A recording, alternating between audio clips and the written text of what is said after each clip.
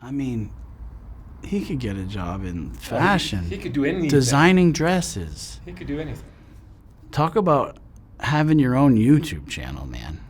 He wouldn't even have to come up with content. He could just put a camera on him fucking sitting there eating cereal. That's right. I won't look yet. I don't want to look yet. Are you sure? Yeah, there you go.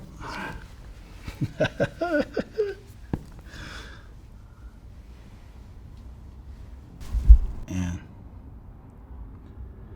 I was interested to see what words you decided to put on there.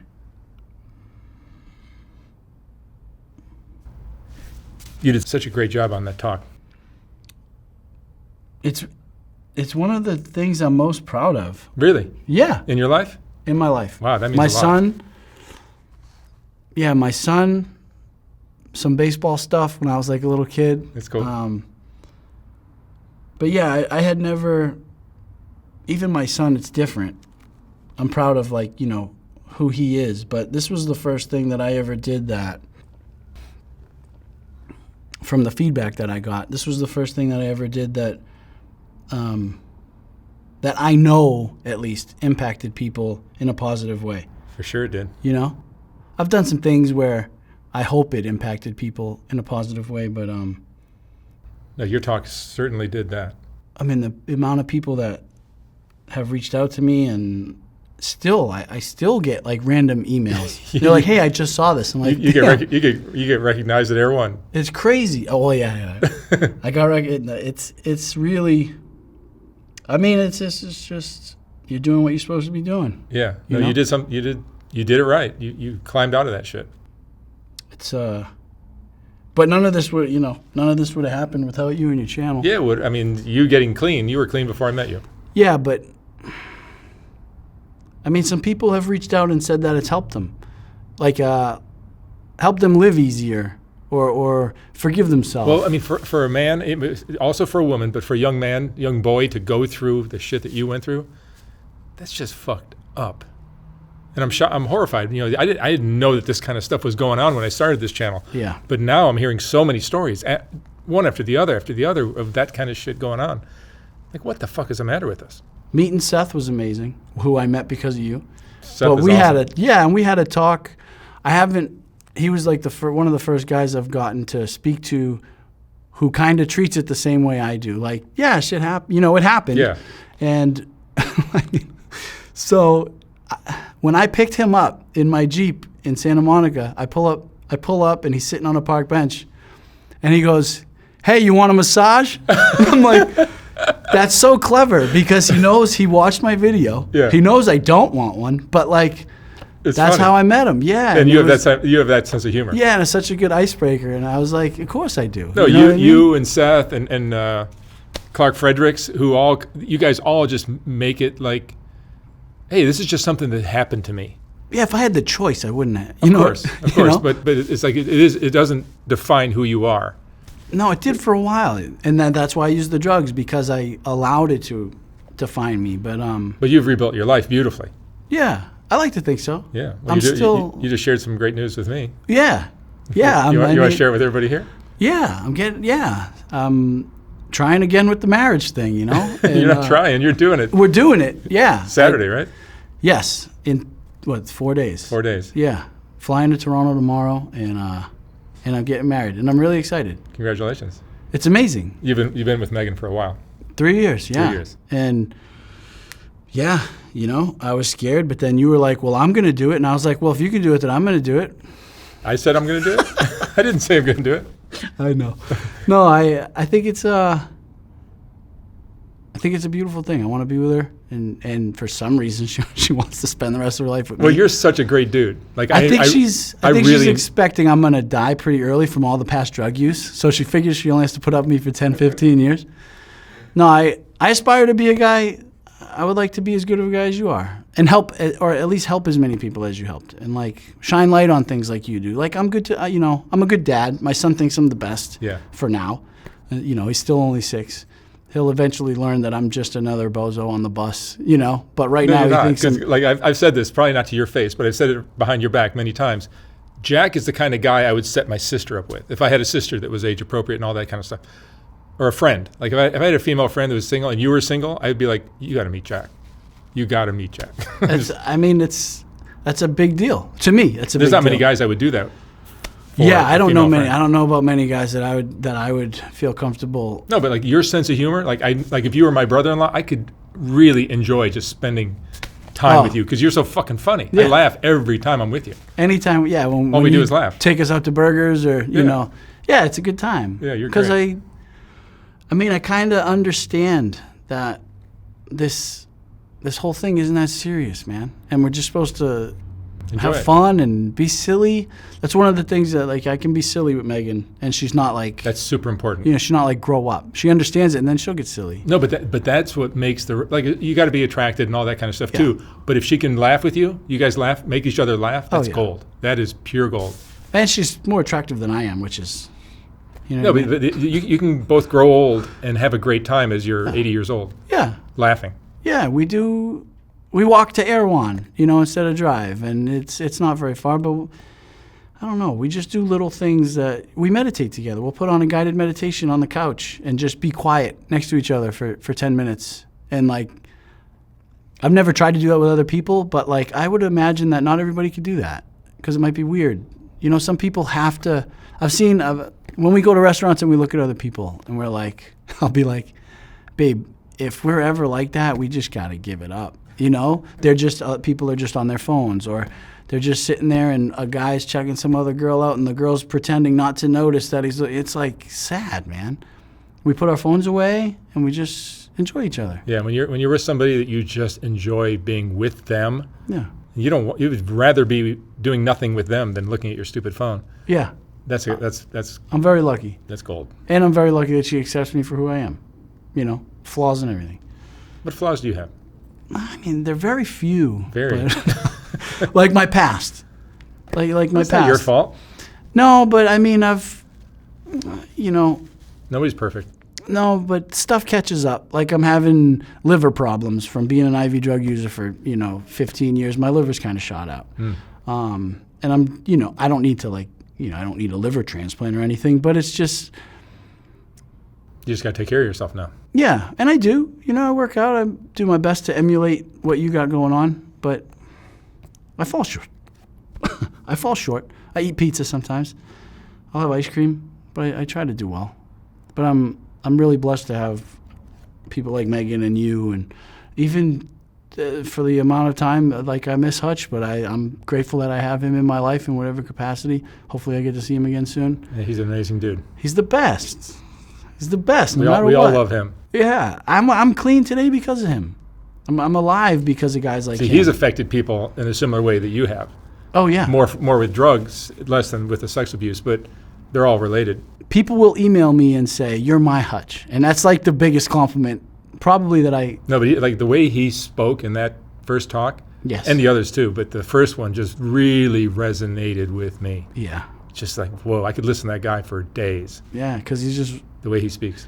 When you hear honesty, there's something beautiful about honesty. Even when like the honest stuff might be ugly, there's just something admirable about hearing somebody say some things where it's like, damn, I don't know if I could say that out loud. If I experienced that or if I went through that, I don't know if I could say that out loud, and it's just admirable. Well, that's one of the things I'm proudest of with my channel, because I don't know how many men especially, but women too, we're open to talking about all these horrific things that happen to people, especially in their childhoods. And now we get emails every day from people saying, hey, like I went through something like this and here's what happened. Blah, blah, and that's got to be exhausting, emotionally exhausting for you. Well, yeah, I did. No, I mean, I get run down. I get run down from doing this, but I do it every friggin' day. I know. I mean, I don't stop. So I know. So obviously I'm pretty resilient, but it's just, I feel like every time I expose these stories, it wakes up some parent to be a little more present in their kid's life. Yeah. So that just to make sure that kind of stuff never happens, or just as best you can, as much as you can, because you don't want to be one of those parents that just kind of gets involved too much. But it swings. It goes a little too far for me because of my childhood stuff. So like me and Megan and my son will go to church, and they have like a play area for the kids. Are you protective and? Like, I've had to leave Mass early because I just had it. Like, I'm like, Megan, I don't know who those people are that are watching my kid, and I get anxiety? Yeah, and so I'll go check him out, and he's fine. And I'm like, what were you doing, And he's like, oh, we were doing arts and crafts, but it's just like, I don't know. It's still in my head, like being on family vacation, and everything in that room is cool, and my family's having a good time, and in the other room, I'm stuck in a closet with my older cousin doing stuff that, like, I could have just been like, I could have said something. Like, that room, everything was cool, and so I'm like, that'll get stuck in my head, and I'm like, everything's cool in this room, but, like, what's going on? All it takes is one little slip or one little thing. A minute could change someone's life forever. Yeah, or even somebody just saying something inappropriate, like, can scar a kid. Yeah, and it's just hard because, like, it's a shame you can't be there every minute. It's a shame the world's like that. I know. And that's why I feel like if I do enough of these stories, people will become maybe better parents, or people will become aware of, like, just we're all just going to, like, learn more about the dangers that are out there. Yeah. And hopefully the world will become a safer, better place. Yeah, and I think this allows more people to feel comfortable talking about whatever it might be. That's what I was trying to say, is that. And the more we talk about, the more we learn, and the more we're aware of what's going on. If that stuff hadn't happened to me and somebody told me a story like that, I'd be like, are you sure? No, but like, if you hadn't shared your story, and Clark and Seth and a few other people that I've interviewed didn't share theirs, then the whole thing just kind of stays in the closet, and we don't talk about it, and it's just like we look the other way and pretend it never happened. And sure enough, it'll happen again. I mean, even if we all talk about it, it's going to keep happening. Like, it's just... Yeah, but there's a little more, like, letting go of that, because a lot of people that do that kind of shit, it was done to them. Yes. Like 90-something% of them, yeah. All right, so by talking about it, it kind of almost releases it, takes the load off your shoulders. Yeah. So you won't molest a little boy. I thought that I don't know if I told you that, but yeah, I thought for a long time, I was afraid that I stayed away from kids for a long time because I think you mentioned that. I thought that, like, this switch was going to, without my willingness or without me knowing that, like, this switch was going to go off, and I was all of a sudden going to be attracted to kids. And it never happened. And, like, I talked to therapists about it, and, like, it doesn't really work like that. It's weird that some people just seem wired to do that shit. Yeah, I think... What is that about? I wonder if you're born with it or if it's, like, learned behavior. Who knows? Like, you don't know the answer after all these interviews? After all these goddamn interviews, you'd think I'd learned something. Yeah. I mean, certainly the majority of the people who are doing it, it was done to them. So that tells you, like, oh, it was because it was done to them. But then... Are there people who have never been abused? There probably are. There's probably... I mean, I've met drug addicts who didn't have any... drugs in the house? House or family, or no history of drug addiction, and they're addicts. So I think the same thing happens with whether it's gambling or... Well, drugs just feel so good. Like, drugs work. I know you haven't done many, but I was telling somebody just recently, a couple of weeks ago, after 9,000 interviews, I thought about it. Like, is there a single person who I've talked to where drugs have improved their life in some way? And then I can't think of one. It's taken their lives apart. Yeah, you've done enough of these, and there's never been one story that made it. Yeah, no, it doesn't, because they don't work. I mean, they work with the way it makes you feel, but. And the people that have said that, yeah, drugs are great and I'm functional and all that are the ones who, like, they're driving on a flat tire and they're missing a shoe, and I've seen some people, some of your interviews where people are like, yeah, I'm a functioning fentanyl addict. Define functioning. There's 3 teeth missing. Yeah. I mean, I miss coming by here. I need to come by more often. Yeah, we're neighbors. You're the best. I know. You're amazing too, dude. Well, I'm happy for you. I'm happy. I'm blessed to. Marriage with the right person is a great thing. I enjoyed being married. Like, I enjoy not having to worry about going on dates and, like, me. You know what I mean? Like, and it feels good to be in a healthy relationship and, like, a girl hits on me and I'm like, honestly, you're beautiful. And if I wasn't in, like, a happy, healthy relationship, I'd probably give you my number. But I don't think my girlfriend would appreciate that, so I really can't. Like, that feels good to be able to say. Mm-hmm. You know what I mean? I'm not like rude or anything, but I'm like, I'm so flattered. Even when gay guys, hey, like, I'm so flattered. You know what I mean? There are a lot of gay guys that thought you were the shit. I think gay guys are the shit, dude. You know what I mean? I've explored that road, and it's not bad. I just like girls better, you know? But it's flattering getting hit on by anybody. If I got hit on by, you know, anyone, it's super flattering, especially if they go out of their way to stop what they're doing and let you know, hey, you know, you're really handsome. It's like, holy shit, you just stopped what you were doing. That's amazing. I try to do that to like random people, like, hey, I really like your dress. Even if I really don't, I just try to like. You're a creep. Sometimes. You're hitting but like in Erewhon, I'll just be like, you know, I really like your fingernails. Like I could tell somebody's had like a fresh manicure, and I'm with my girlfriend. It's like I'm not being creepy. I'm just like, hey, I like the color of your nails. Or that's a really pretty dress. I don't know anything about dresses. I'm just trying to like make them have a good day. I don't like dresses. But it's like they obviously tried really hard. Hey, I really like your dress. I really like your haircut. Oh my God, I just got it done. It's like. How would you describe Megan? How would I describe Megan? Mm-hmm. Jesus.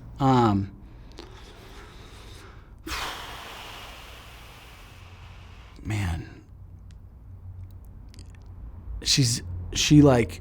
I'm envious of the way she is because I'm not like her at all. She's like, she knows what she wants and knows what she doesn't want, and she's just, I find her to be most beautiful like first thing in the morning, and she hates that. That's great. You know what I mean? I just like her in her like natural that's how habitat. I love a woman that does not have to doll herself up to. Yeah. And when she goes to Gold's, she'll throw a baseball cap on, and I just think that's amazing. You know what I mean? Mm-hmm. And she's just